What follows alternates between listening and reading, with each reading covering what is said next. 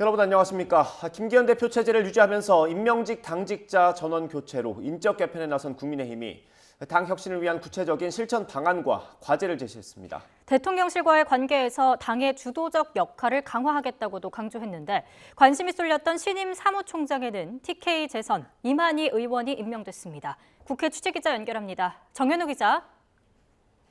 네, 국회입니다. 네, 쇄신한 내용이 어떤 겁니까?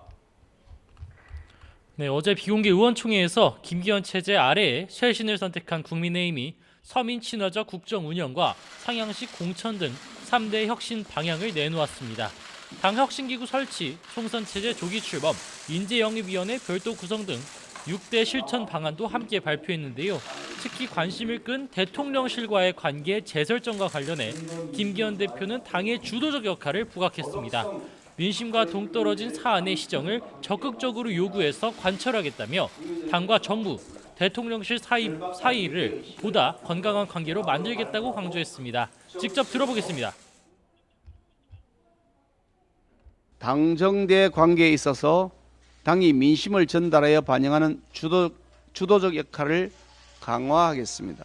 민심과 동떨어진 사안이 생기면 그 시정을 적극적으로 요구하여 지난 강서구청장 보궐선거 후보 공천 과정에서 당이 제 의견을 내지 못했다는 등 대통령실과의 수직적 관계를 지적하는 당 안팎의 목소리를 고려한 것이라는 해석이 나옵니다. 선거 패배 책임을 지고 일괄 사퇴한 임명직 당직자 후임 인선 결과도 발표했습니다. 내년 총선 공천 실무를 책임질 신임 사무총장으로 TK 재선 출신의 이만희 의원이 임명됐습니다. 지명직 최고위원은 시각장애인인 초선 비례대표 김혜지 의원, 당 싱크탱크 여의도연구원 원장은 수도권 재선 출신 김성원 의원이 맡게 됐습니다. 여기에 당 정책을 총괄하는 정책위의장에 평택을 3선에 유이동 의원이 화상의원총회를 통해 추인됐습니다. 수도권 전진 배치와 사회적 약자 대변에 방점을 찍었다는 분석이 나오는 가운데 이 같은 쇄신안을 두고 민주당에선 김 대표가 국민 목소리를 윤석열 대통령에게 그대로 전할 것이라고 믿는 국민이 어디 있겠느냐며 비판했습니다. 권칠승 수석 대변인은 논평에서 새 인선을 두고도 책임을 물어야 하는 건 김 대표와 윤 대통령인데 꼬리 자르기식 책임 회피만 한다며 쇄신 없는 쇄신이라고 지적했습니다. 앞서 장경태 최고위원도 발언했는데 함께 들어보겠습니다. 선거 참패 원인이 윤석열 대통령에게 있다는 내부 지적에도 불구하고 임명직 당직자의 뜬금없는 사퇴로 마무리되었습니다.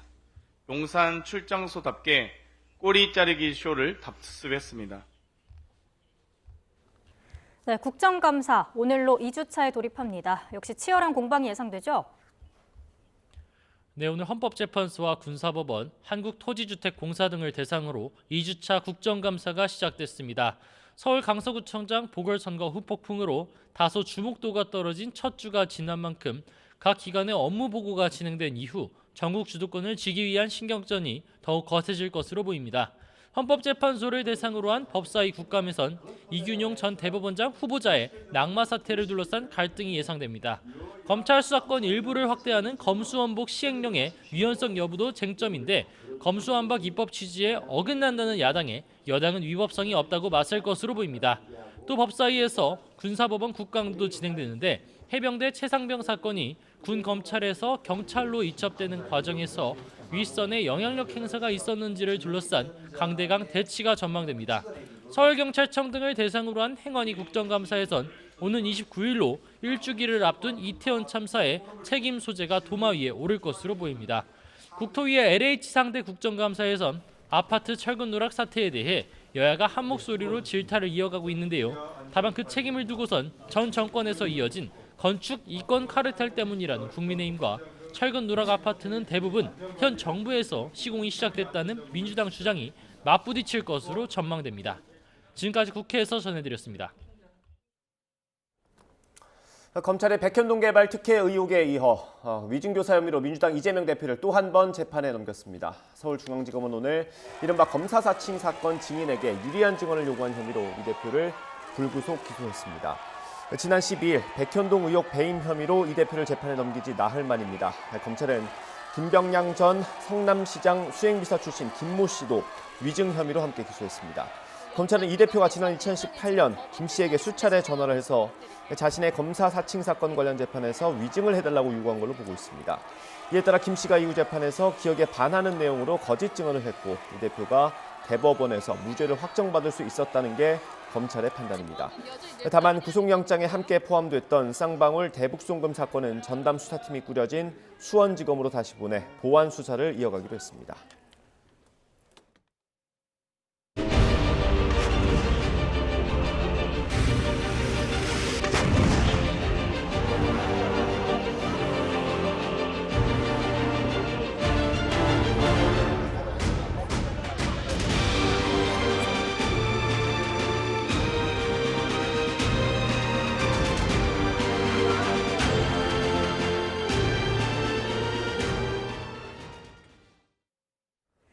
중동 지역 상황 살펴보겠습니다. 이스라엘의 가자지구 지상군 투입이 초읽기에 들어간 가운데 확전을 막기 위한 미국 정부의 움직임이 분주합니다. 미 국무장관은 아랍의 주요 국가 지도자를 만난 뒤 다시 한번 이스라엘로 향했고 바이든 대통령도 이스라엘 방문을 검토 중인 걸로 알려졌는데요. 국제부 연결해 알아보겠습니다. 최영주 기자. 네, 국제부입니다. 네, 지상전이 임박했다는 관측 계속 이어지고 있는데요. 분위기 어떻습니까?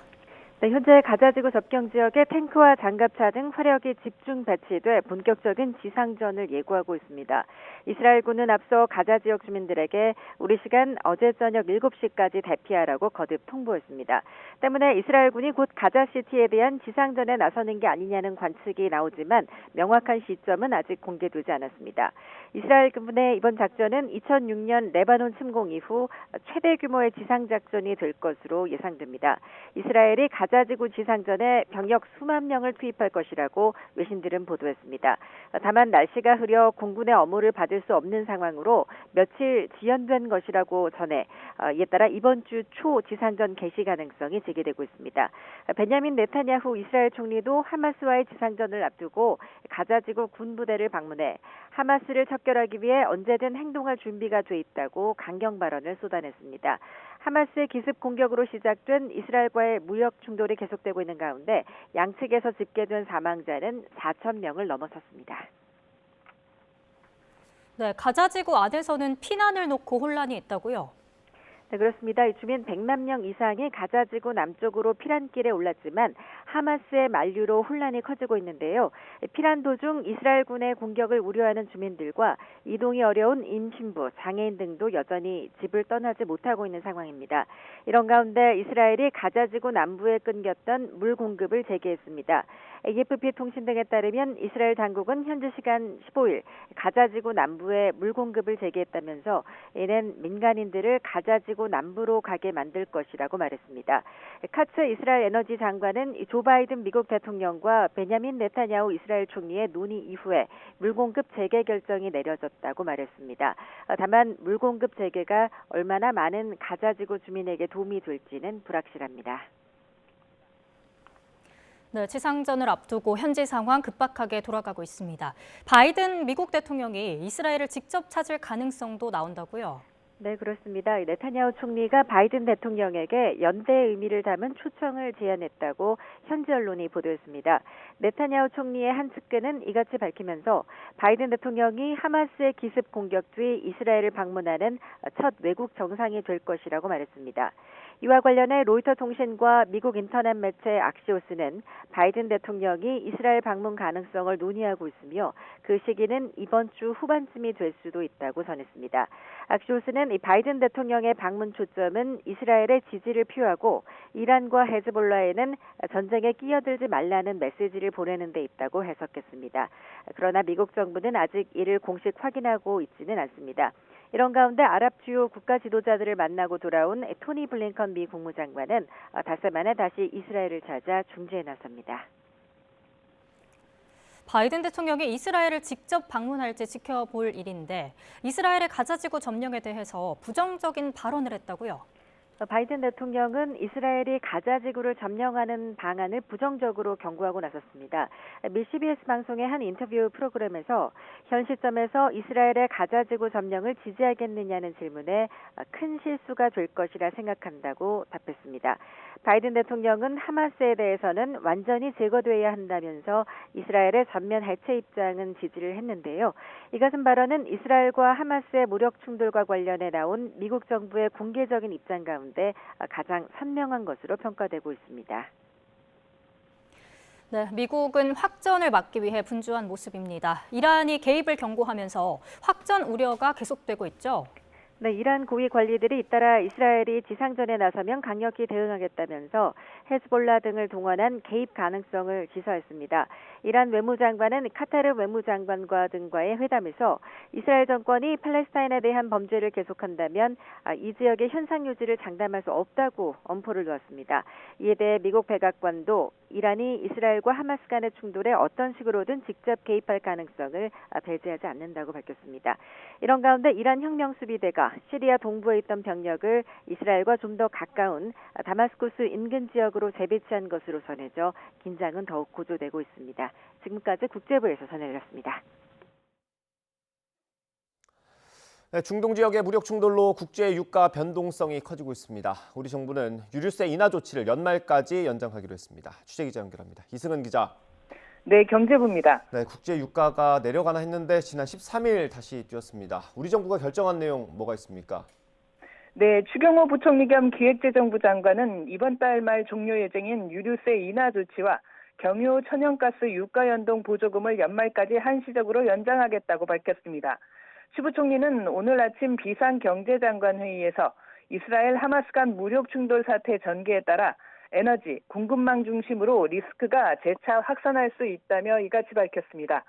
추 부총리는 중동 사태의 직접적인 영향은 현재 제한적이지만 앞으로 전개에 따라서는 다시 어려움에 직면하게 될 가능성을 배제할 수 없다고 말했습니다. 그러면서 물가 관리 노력과 국제유가 변동성 확대에 편승한 가격 인상이 없도록 현장 점검을 강화하겠다고 밝혔습니다. 이번 사태 초기 급등했던 국제유가는 일시적으로 하락했지만 가자지구 지상전이 임박하면서 지난 13일 다시 6% 급등했습니다. 네, 이란에서는 국제 유가가 1배럴에 100달러에 이를 걸로 예상한다는 언급까지 나왔는데 워낙 불확실성이 크기 때문에 그런 것 같습니다. 그만큼 여러 전망이 나오고 있죠. 그렇습니다. 국제통화기금 IMF는 이번 사태로 국제유가가 10% 상승한다면 글로벌 생산량이 내년에 0.15%포인트 하락하고 물가는 0.4%포인트 상승할 것이라고 설명했습니다. 특히 원유 의존도가 높은 아시아권은 영향이 더 크게 나타날 수 있다고 말했습니다. 블룸버그 통신의 경제연구소인 블룸버그 이코노믹스도 최근 이번 사태 여파를 분석하는 보고서를 냈습니다. 최악의 시나리오로 이란 참전이 현실화하면 국제유가가 1배럴에 150달러 선을 넘는 오일 쇼크가 올 것으로 내다봤습니다. 그렇게 되면 내년 세계 물가 상승률은 1.2%포인트 올라 6.7%에 이르고 경제 성장률은 1%포인트 하락할 것이라고 분석했습니다. 미국과 이란의 관계가 악화하더라도 유가 상승을 부를 것이라고 분석했습니다. 이란이 하루 원유 70만 배럴 증산 결정을 철회할 경우에 유가가 1배럴에 4달러 정도 오를 것이라는 겁니다. 이번 사태가 레바논과 시리아 등으로 확전된다면 1배럴에 8달러 상승할 것이라고 분석했습니다. 이럴 경우 GDP 하락폭은 0.3%포인트, 물가 상승폭은 0.2%포인트라고 분석했습니다. 지금까지 경제부에서 YTN 이승은입니다. 지난 45년 동안 라면 가격은 8배, 소주는 14배가 오른 걸로 조사됐습니다. 한국물가협회가 발간한 월간 물가 자료를 보면 라면은 지난 1978년 한 개 100원에서 올해 820원으로 올랐고 360ml 소주는 1974년 95원에서 올해 1370원이 됐습니다. 쌀 가격은 1983년 1kg에 813원에서 올해 4200원으로 5배가 됐고 배추 2.5kg 가격은 1978년 267원에서 올해 3980원으로 15배로 올랐습니다.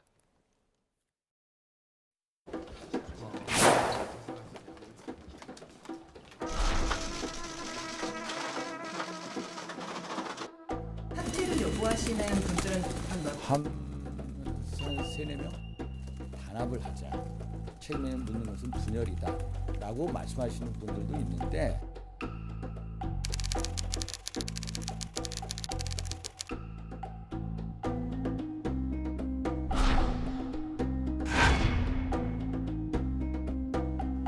수도권의 인물들을 전진 배치하고 취약계층을 대변하는 인사를 기용하겠습니다.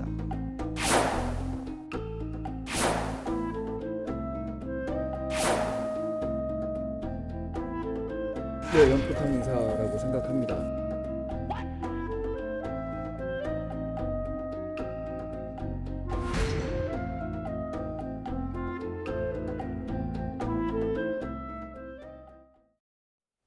네, 오늘의 정치권 이슈 짚어보겠습니다. 국민의힘 김병민 최고위원, 민주당 한민수 대변인 나오셨습니다. 어서 오십시오. 안녕하세요. 네, 오늘도 국민의힘 얘기를 좀 집중적으로 해봐야 할 것 같습니다. 뭐 다른 얘기긴 합니다만 앞서 영상으로 보셨듯이 휴일에 긴급 의총이 있었고요. 한 25분 정도 발언을 했다고 하더라고요. 뭐 신문마다 좀 다르긴 한데 아무튼 20여 명 정도 발언했고 그중에 서너 명 정도 대표의 책임론을 거론했다는 겁니다. 어떻게 보세요? 일단 저는 이번 강서구청장 보궐선거 성적표를 받아보고 정말 그냥 하는 말씀이 아니고 무섭다는 생각을 했습니다. 국민들께서 출범한 지 1년 6개월밖에 안 된 윤석열 정권에 대해서 매서울 정도의 심판을 하셨는데 이거는 우리 민주당이 잘해서 승리했다는 생각하지 않습니다. 네. 말 그대로 강서 구민들, 우리 국민들이 윤석열 정권의 어떤 폭주랄까요?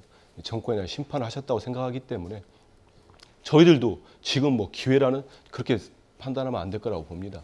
언제든지 저희들이 또 잘못하고 민심과 동떨어진 행동을 하면은 저희들이 또 심판받을 수 있습니다. 6개월 뒤에 하기 때문에 더 낮은 자세로 가겠다는 말씀을 드리고 전 이번 선거가 좀 전에 말씀하신 것처럼 대통령에 대한 어떤 국정 기조를 바꿔라.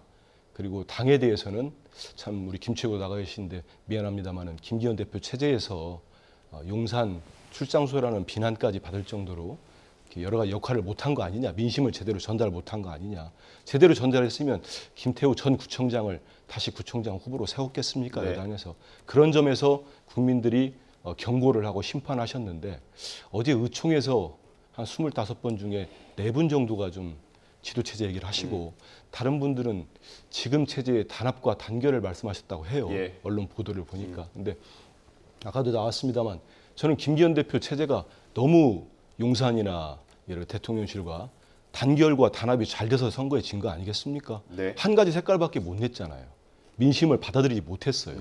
그래서 졌는데 그 총장에서 그렇게 했다 하면 글쎄요, 좀 국민의 한 사람으로 볼 때는 많은 국민들이 그 긴급 의총했는데 말 그대로 국민의힘 의원들께서 긴급하게 이런 상황을 받아들이고 있는지 그런 좀 의구심이 듭니다. 알겠습니다. 그 의원총회 분위기를 저희가 조금 더 구체적으로 전해드리기 위해서 라디오 인터뷰를 몇 개 묶어놨거든요. 그걸 좀 보고 돌아오도록 하겠습니다. 예, 보시죠.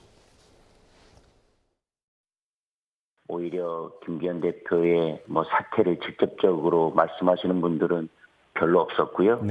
오히려 지금 누구의 총선이 6개월밖에 남지 않았기 때문에 지금 누구의 사퇴나 이런 것들을 이야기하는 것보다는 오히려 국민들이 공감할 수 있는 변화와 쇄신의 내용이 뭐냐, 내용에 집중해야 된다. 그리고 내년 총선을 이끌고 가면서 민심을 어떻게 우리 쪽으로 돌릴 수 있는 방안이 뭐냐, 그런 거에 집중해야지 지금 상황에서 누구의 책임 따지면서 가는 것이 오히려 내년 총선을 얼마 앞두지 않은 이 상황에서 우리 당에게 별로 도움이 되지 않는다라는 의견들이 오히려 훨씬 더 많았던 것 같습니다. 우선 의총 분위기는 약간 안드로메다 의총 같았습니다. 제가 사는 그 태양계 지구의 상식으로는 우리가 지금 엄청난 위기감을 좀 느끼고 이대로는 공멸한다라는 절박함이 있었어야 되는데 물론 그렇게 말씀하시는 분들 계셨습니다. 저는 근데 끝까지 대표의 발언까지 듣고 싶었습니다. 그래서 좀 남아 있었는데 지금 단결해야 된다라던가 송파구청장 선거였으면 이겼을 거라던가 대통령 충분히 잘하고 계시니까 공격하지 말라던가 믿고 싶지 않지만 부정선거라던가 언론에 대한 얘기를 부정선거라는 이야기 또 몇 분 하셨을 때 저는 그래요? 솔직히 눈앞이 좀 캄캄해졌고요. 네, 여쭤보려는 얘기는 허은하 의원이 얘기한 그런 부분입니다. 그러니까 위기감을 다들 가지고 있지 않는 것 같다라는 얘기를 하시는 것 같고요. 뭐 부정선거 이런 얘기는 사실 별로 도움이 안 되는 얘기 아니겠습니까? 어떻게 보세요? 네, 의총에서 나왔던 얘기들을 제가 현장에 있지 않았기 때문에 정확하게 잘 진단하기 좀 어려운 측면이 있습니다만 나름대로 당내에 있는 상당히 많은 의원들 또 당내 구성원들과 소통을 하고 있습니다. 지금 지난날 있었던 강서구청장 보궐선거 패배에 대해서 굉장히 무겁게 받아들이고 국민의힘이 더 힘껏 변화해야 된다라고 하는 총체적인 총론에 이견을 다는 분들은 거의 없을 거라고 봅니다. 네. 그렇다면 그 다음 우리가 무엇부터 변해 나가야 될지에 대해서 다양한 의견들이 모아질 텐데요.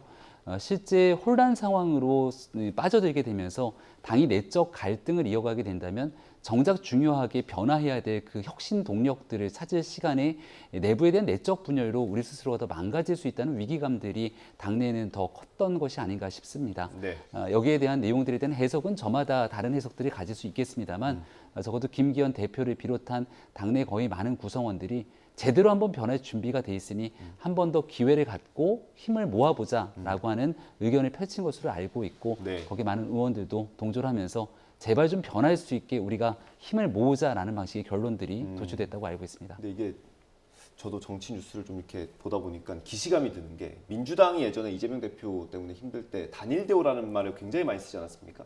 그때 국민의힘에서 비판을 되게 많이 했고요. 단일 대우가 사실 지금의 민주당 위기, 지금이 민주당이 위기를 돌파하는 데 있어서 도움이 됐던 것 같지는 않아요. 어쨌든 그 체포동의안 가결표를 던진 분들 때문에 지금 어쨌든 좀 뭐랄까요, 호재를 맞았다고 해야 될까요? 그렇게 된 것 같은데 단일 대우가 도움이 됩니까? 단일 대우라는 표현을 쓰진 않았고요. 힘을 모으자는 목소리를 말씀드린 것이고 여기에 대해서 비판적인 의견을 내고 있는 허은하 의원, 윤상현 의원을 비롯한 여러 사람들의 목소리에 당신들 말이 잘못됐다. 여기에 대해서 비판적인 목소리를 냈기 때문에 색출해서 징계하거나 처벌하겠다. 이런 방식의 강경한 목소리를 내는 사람 단 한 명도 존재하지 않습니다. 그분들이 주시는 목소리 또한 국민들의 의견들을 청취하면서 당이 변화해야 된다는 충정 어린 목소리라고 생각을 합니다. 네. 하지만 이런 내용들이 갈등처럼 비춰지면서 서로 간에 다양한 방식들이 계속 부딪히기만 한다면 네. 결론이 도출될 수 없는 상황이기 때문에 이것들을 함께 취합해서 조금씩 변하고 나아가자는 것이고 그 가장 대표적인 것 중에 하나가 조금 뒤 인선 문제도 얘기를 하겠습니다만은 유이동 정치기 의장처럼 그동안 이제 당이 주류와는 전혀 다른 방식이 있었던 분들까지도 함께 모시면서 조금씩 국민들 눈높이에 맞춰서 변화해 나가자는 그 변화를 위해서 움직이고 있는 사람들도 충분히 존재한다라는 말씀을 드리고 싶습니다. 알겠습니다. 어제 의총이 있었고 김기현 대표가 오늘 최고위에서 여러 혁신 방향, 실천 과제 이런 걸 발표를 했습니다. 실천 과제가 6가지가 되거든요. 그거 좀 그래픽 준비되어 있는 거 띄워주시면 좋겠습니다. 일단 혁신기구 출범하는 것, 그리고 총선 준비기구를 조기에 출범하는 것, 인재영입위원회 별도 구성, 그리고 당정대 관계에서 당의 역할을 강화한다, 그리고 당내 소통을 강화한다, 수도권의 인물을 전진 배치한다, 이런 내용들이 있습니다. 어떻게 보셨어요, 대책? 정말 미안합니다. 미안한데 저거 보고 혁신 실천 과제라고 받아들이는 사람 몇 분 계시겠습니까? 저 보면은 총선 준비기구, 총선 기획단 뭐 전 단계 같은데 저거 어느 당이다 합니다. 우리 당도 지금 내부적으로 논의가 될 걸로 보고 있습니다. 인재영입위원회 당연히 하죠. 총선 앞두고 있을 겁니다. 그리고 다음에 뭐가 있습니까? 당정대 관계에서 당 역할 강화. 어떻게 역할을 강화할지 그러니까 당이 주도권을 주겠다는 뜻입니다. 일단. 그거를 우리 국민들 쉽게 받아들일 수 있겠습니까? 지금 김기현 대표 체제가 사실 태생적 한계가 있어요. 네. 지난 3월 8일 날 전당대회 할 때 우리 국민들이 다 보지 않았습니까? 대통령실의 의중이라고 윤심의 의중이라고 해서 많은 분들이 출마 자체를 못하고 그냥 낙마를 했습니다. 유승민 전 의원이랄지 나경원 전 의원이랄지. 안철수 의원은 아예 입도 열지 말라고 청와대 정무수석이 경고하지 않았습니까? 그래서 세워진 체제가 김기현 대표 체제입니다. 그리고 지금까지 강서 보궐선거 전까지 참 야박한 평가할 수 있습니다만 지금까지 용산과 다른 얘기를 한마디라도 한 적이 있습니까? 용산에서 대통령께서 제1야당 대표를 안 만난다고 하면은 그러지 마시라고 얘기를 한다든지 뭐 정치를 위해서 좀 나서달라고 한다든지 적어도 김태호 후보는 안 됩니다. 이런 목소리를 냈어야 돼요. 네. 근데 전혀 내지 못했습니다. 그러고 이런 참패를 당했으면은 저런 기구를 띄워가지고 이게 수습이 되겠습니까? 그래서 본인들이 책임을 지지 않으면 대통령께는 선출직이신데 뭐 대통령 바꿀 수는 없는 거고 네. 대통령한테는 국정기조를 바꿔달라고 국민들이 요구하는 거 아니겠습니까? 그리고 여당은 그 지도부가 책임을 지고 새로운 일신을 하라는 게 아마 제가 볼 땐 국민의힘 지지층에서도 그런 목소리가 많이 나올 거라고 봅니다. 하지만 평범합니다. 지금 기구라고 하는 것들이. 예.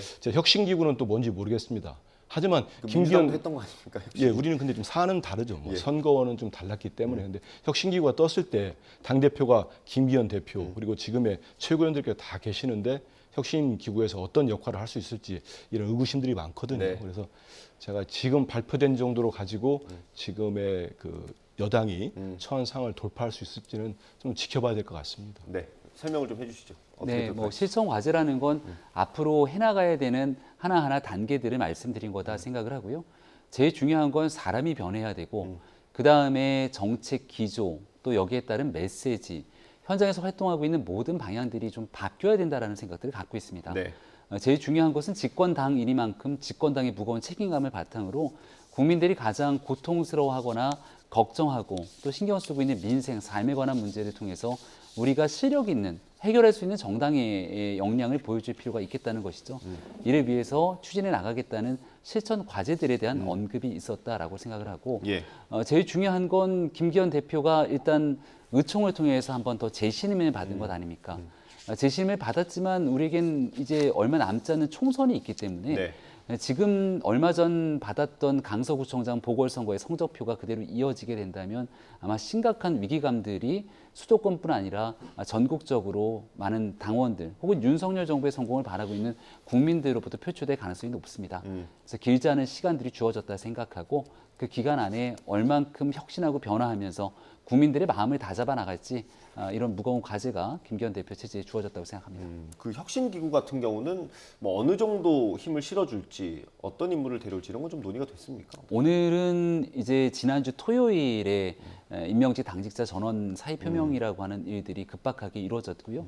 그로부터 주말 한 만 하루 정도 되는 기간 동안 후임 인선 작업들이 진행이 됐었고 오늘 거기에 대해서 모든 사람들에 대한 인선이 진행되진 않았지만 네. 일부에 대한 인선들이 진행이 됐습니다. 네. 그 다음 단계로서 넘어가는 일들에 대한 실천 과제들을 언급했기 때문에 혁신위를 만약 띄우게 된다면 어떤 인물에 어떤 권한을 주게 될지 이런 것들이 이제 순차적으로 논의가 진행돼야 될 사안이어서 오늘은 전체적인 총론적 방향만 김기현 대표가 언급했다고 생각합니다. 그럼 최고위원으로서 그 예. 민주당의 혁신위는 일단 실패했다고 판단하시지 않습니까? 네, 그렇게 평가합니다. 예, 그거를 뛰어넘으려면 어떤 게 필요하다고 보십니까? 개인적으로 판단하기에는 그동안 있었던 정당 사이 혁신위 중에 제대로 된 혁신을 이끌어냈다 평가받는 혁신위는 거의 눈에 띄게 찾아보기가 어려울 겁니다.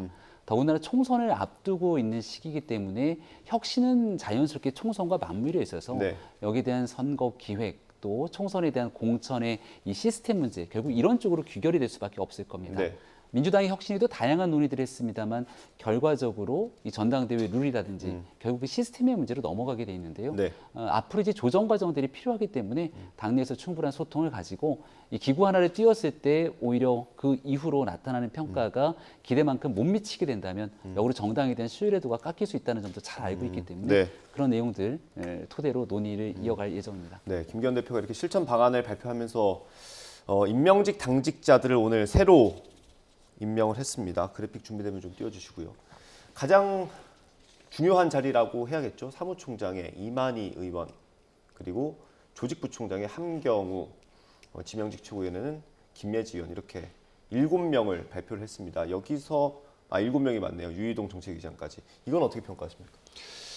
국민 눈높이가 저는 가장 중요할 거라고 봅니다. 네. 국민들께서 만약 이게 뭐 흡족하다고 하면은 다시 국민의힘에 대한 지지를 보내시겠죠. 근데 저희들이 이제 평가의 지표들이 네. 언론이 상당히 중요하지 않습니까? 예. 가장 민심을 접하고 있고. 근데 오늘자도 그렇고 지난번 주말도 그렇고 보수 언론마저도 지금 임명직 사퇴랄지 이런 부분에 대해서 상당히 박하게 평가를 하고 있습니다. 근데 지금 나온 저 정도 인선 가지고 과연 물론 뭐 정책위 의장이 뭐 비윤계라고 할까요? 이런 분이 되셨다고 합니다만은 실질적으로 지금 좀 전에 우리 김영크도 말씀했습니다만 총선의 가장 중요한 포스트라고 할 수 있는 사무총장의 이만희 의원이 된 거를 보고 이게 국민의힘이 지금 이번에 드러난 특히 수도권의 민심을 담아낼 수 있는 조치라고 생각할지는 저는 상당히 큰 의구심을 가지고 있습니다. 네. 지금 많은 언론과 국민들이 임명직 당직자 사퇴가 나왔을 때 꼬리를 자르지 말라, 몸통이 책임져라 했는데 제가 볼 때는 이 꼬리를 좀 바꿔놨어요. 꼬리를 자르지 말라고 하니까 다른 꼬리로 바꿔놨는데 한번 보십시오. 지금 이전에 이제 이철규 의원이 사무총장일 때 그분은 뭐 윤핵관의 핵심이라고 하시고 강원도가 지역구 아닙니까? 이만희 의원은 이번에 이제 경북이 지역구입니다. 이른바 국민의힘의 가장 강세인 TK 지역인데 이렇게 바꿔놨어요. 그러면 국민들을 보실 때 이게 과연 지금 수도권의 민심이랄지 승부처라고 할 수 있는 이런 걸 좀 제대로 담아서 국민이 좀 바뀌어라 했는데 강원도에서 TK로 바뀐 거예요. 이 얘기는 좀 보면은 이만희 의원이 공천 실무를 책임짐으로써 결국은 영남 중심의 의원들의 목소리를 주로 담아내고 실제 또 공천 과정에서 용산 대통령실과의 어떤 소통 아니면은 어떤 뭐라고 할까요? 서로 간의 교류랄까요? 이런 의견 조율 이런 거를 좀 많이 신경 쓴 게 아닌가. 저 자리에 정말로 좀 지금의 친윤 세력이랄지 윤핵관 세력이 비판적인 분이 갔다고 하면은 공천 과정에서 김기현 대표가 아무리 있더라도 또 파열음이 날 수 있기 때문에 그런 걸 막은 거 아닌가 이런 생각이 듭니다. 그래서 우리가 7명을 봤지만 지도부는 건재한 상태.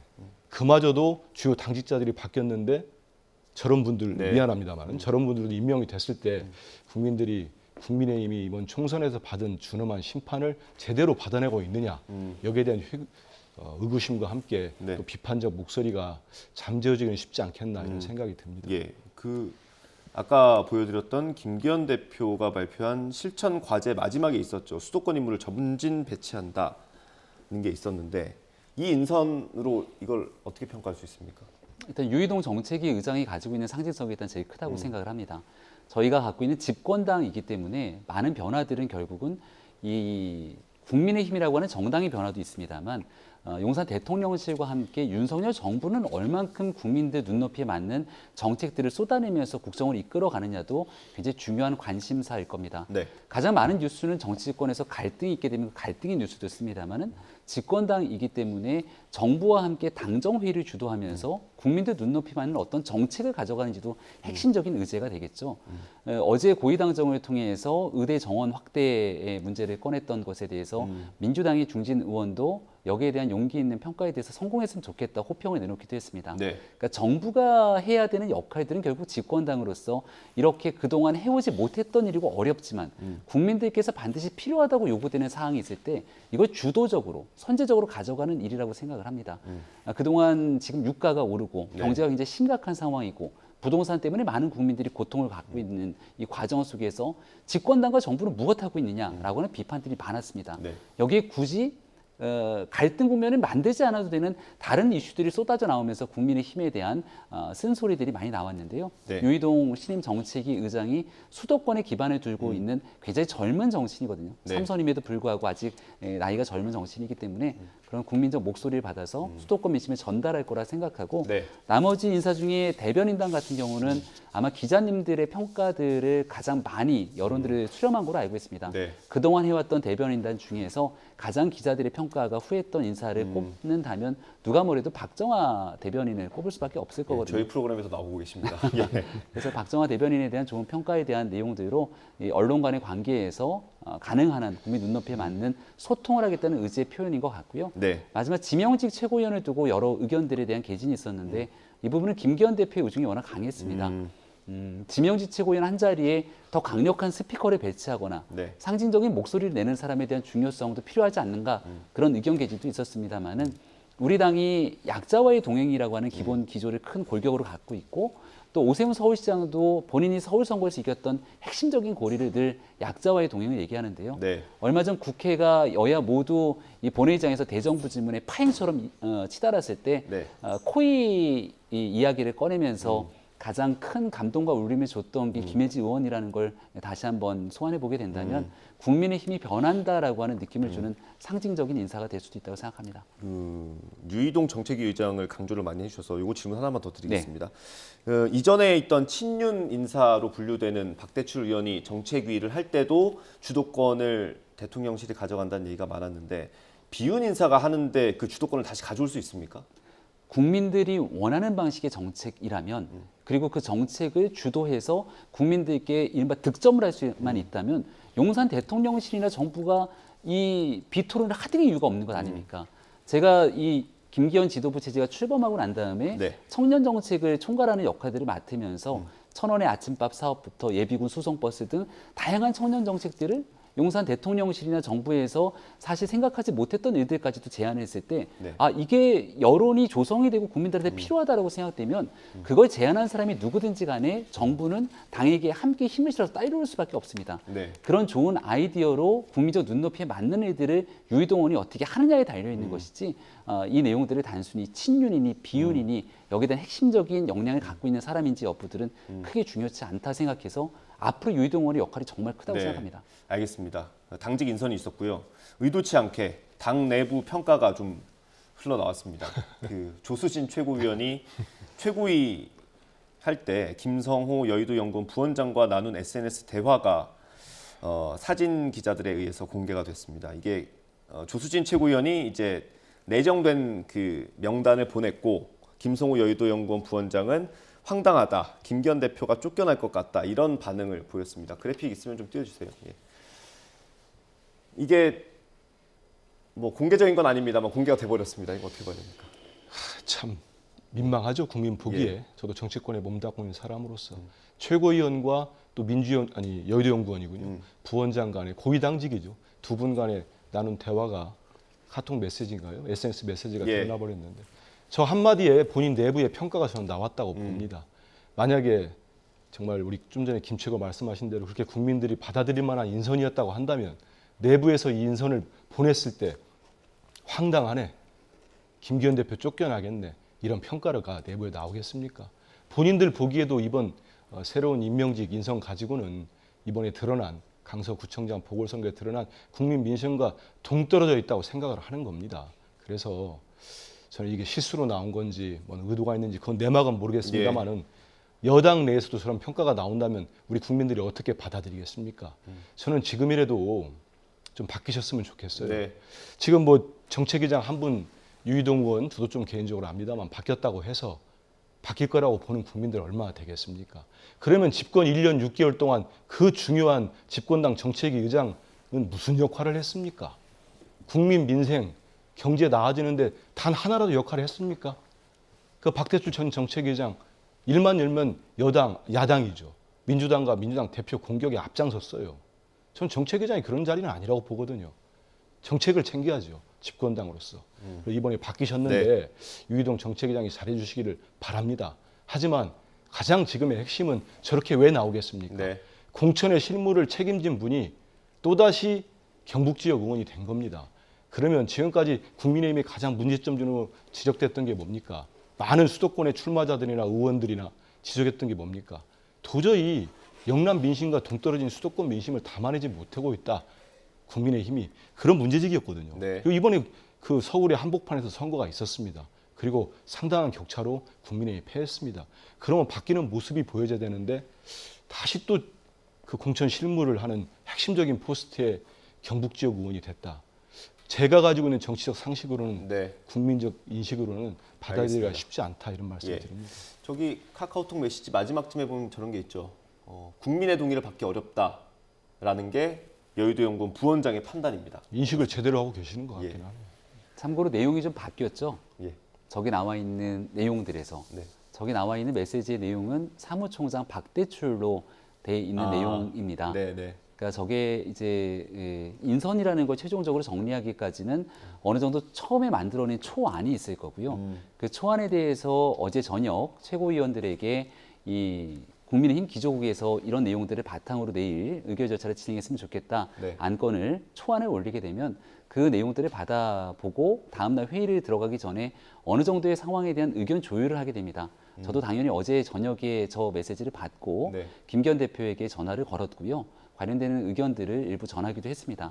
그런 과정들을 조율하고 아침에 이제 다시 한번 조정된 안들을 갖고 꺼내게 되는데 오늘 아침에 최종 조정된 안으로는 사무총장이 박대출 의원이 아니라 지금 우리가 보고 있는 이만희 의원으로 정부 네. 조정이 돼 있었던 상황입니다. 시간대를 보면 아침에 있었던 7시 반 최고위원회를 하기 전 그 이전에 주고받았던 문자가 공교롭게 최고위원 시간에 왜 그 이전에 한참 나눴던 대화들이 휴대전화에서 보고 있었는지도 잘 이해가 되지 않는 근데 상황입니다. 그 시간상으로 보면요. 이게 네. 오늘 아침에 주고받은 내용이라면 그러면 막판에 바뀌었다는 겁니까? 사무총장이? 어제 저녁에 관련된 초안에 대한 논의들이 저렇게 진행이 됐던 거지만 그 말 그대로 초안이고 최고위원회의 협의를 거쳐서 모든 당직 인사는 결정이 되게 됩니다. 네. 그리고 만 하루 동안에 이루어졌던 많은 일들이기 때문에 여러 인사들에 대한 계속되는 변화들이 있었던 것도 사실상 김기현 대표의 고심으로 이어질 수밖에 없었겠죠. 박대출 의원 같은 경우에는 여러 정치적 역량들이 있음에도 불구하고 그런 일들에 대한 고민들 때문에 아마 저 문자를 받고 나서 여의도연구원 부원장도 저에 대한 문자 메시지를 보낸 것이 아닌가 추정을 하는데 네. 외부로 저렇게 밝혀지게 되는 게 바람직하지 않죠. 네. 사실 보이지 않는 데서 나왔던 카카오톡이나 이렇게 나왔던 메시지들을 있는 그대로 이 의원들이나 여의도 정치인들이 다 공개하기 시작한다면 정말 영화에서도 보지 못할 진 풍경들이 펼쳐지게 되지 않겠습니까?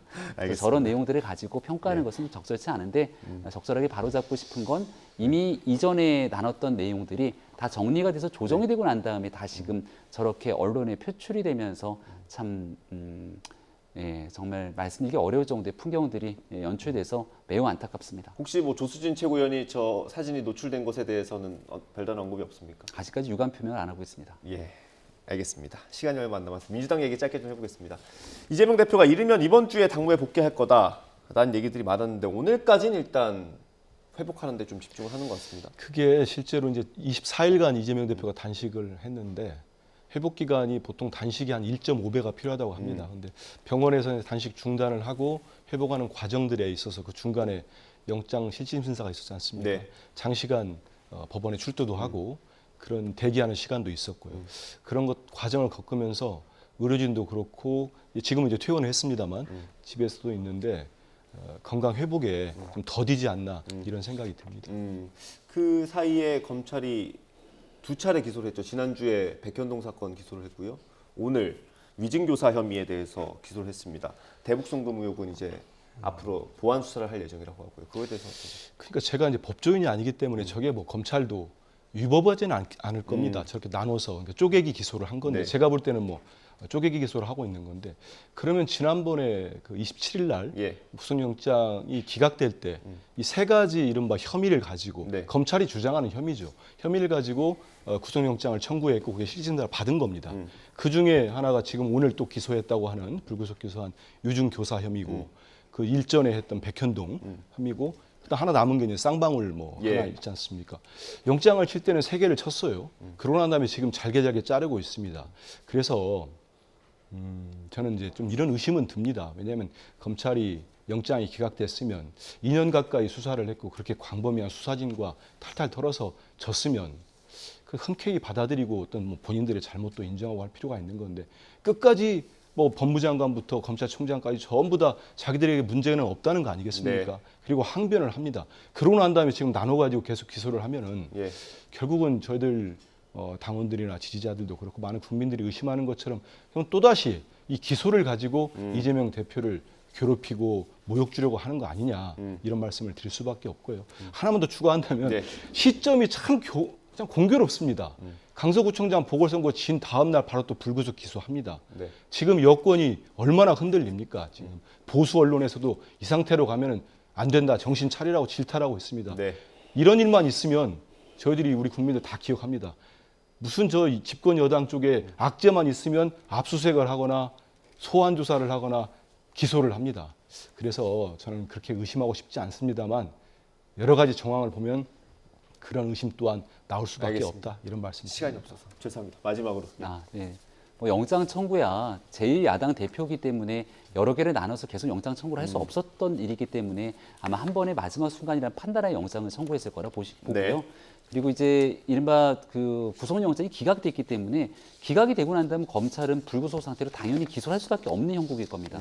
기소를 하지 않게 된다면 그동안 했던 구속영장 청구부터 체포동의안을 제출했던 모든 일들이 다 있을 수 없는 일들이기 때문에 여기에 대한 그동안의 수사에 대한 매듭을 짓기 위한 노력들이 있을 것이고 하나하나 단계별로 필요하다고 판단되는 일들 또 이 위증교사 같은 경우는 구속영장 기각에도 재판부에서 상당한 혐의가 소명된다라고 얘기했던 점들을 빌어서 조속하게 불구속 기소에 따른 최종적인 재판이 이루어져서 국민 앞에 모든 판결이 빨리 나왔으면 좋겠다는 말씀을 드립니다. 예, 알겠습니다. 오늘도 국민의힘 얘기를 좀 주로 할 수밖에 없었다는 점 양해를 좀 부탁드리겠습니다. 예, 오늘 말씀 여기까지 듣겠습니다. 국민의힘 김병민 최고위원, 민주당 한민수 대변인과 함께했습니다. 수고하셨습니다. 감사합니다. 예, 감사합니다.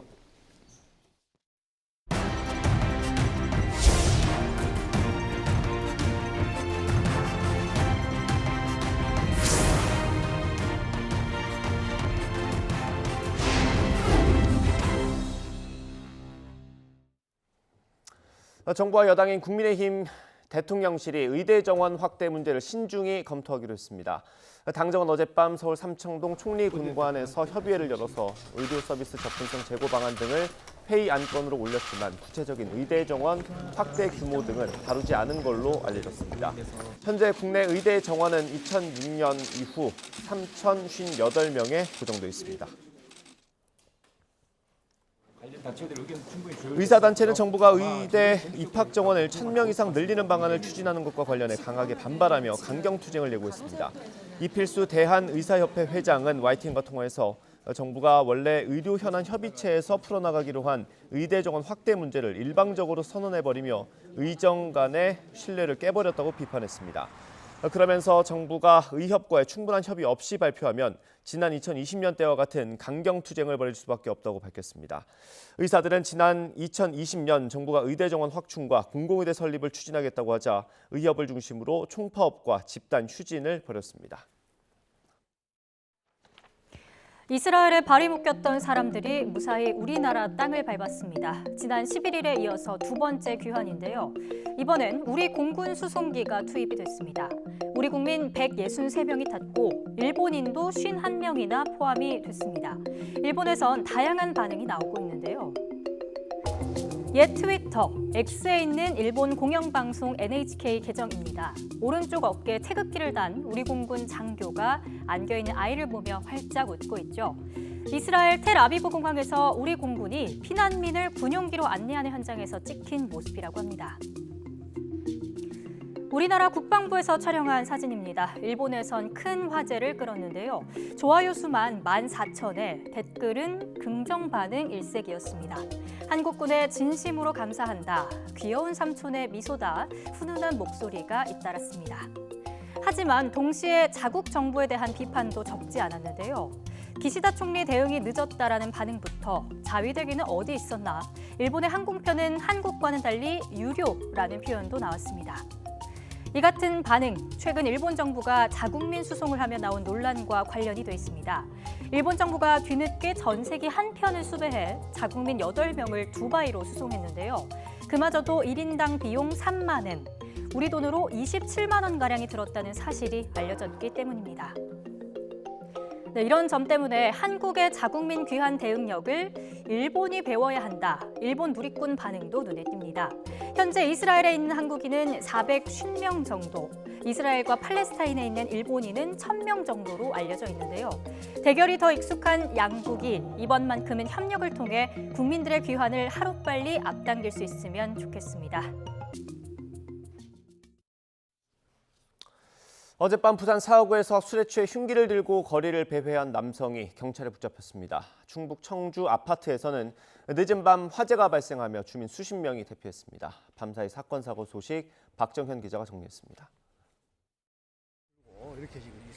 깜깜한 밤 남성 한 명이 뒷짐을 지고 휘청휘청 거리를 거닙니다. 자세히 보니 손에는 흉기를 들고 있습니다. 어젯밤 8시 반쯤 부산 계정동에서 흉기 소지자가 있다는 112 신고가 접수됐습니다. 경찰에 붙잡힌 남성은 만취 상태로 가족들이 강제로 병원에 입원시키려고 해 화가 나 흉기를 들고 나왔다고 진술했습니다.